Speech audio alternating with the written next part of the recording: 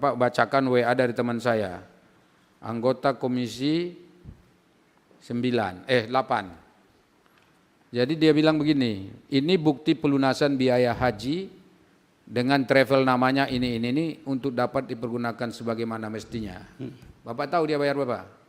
Dia bayar 71.700 US dollar, Pak. Kalau saya hitung, ini serius nih, ada buktinya kok. Satu orang dong, ini satu nama, Pak. Ini satu rekening, 71.700. Jadi kalau saya kalikan ini, Pak Jaja, 71.700 US dollar, Pak, dikali 16.000 saja bulat, itu 1.147.200.000 rupiah.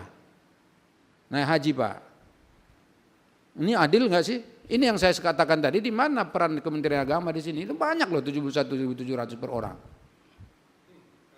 Ini orang mau masuk surga pun harus bayar ini sekarang.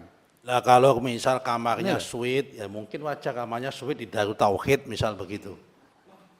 Nah, kan kita nggak tahu pelayanannya bentuknya barangnya kayak apa. Begini loh Pak, jadi kan 71.700 dikurang 8.000, itu Pak selisihnya 63.700 US dollar. Mahal ini. Ada kok nama anunya di sini, ada sini. Cuman saya nggak sebut aja. Ada nama travelnya, ada buktinya. Udah transfer, ada bukti print out dari banknya. Ini apa gitu loh, apa-apaan? Haji sampai 1,1 gini, yang furoda aja nggak nyampe segini. Gitu loh.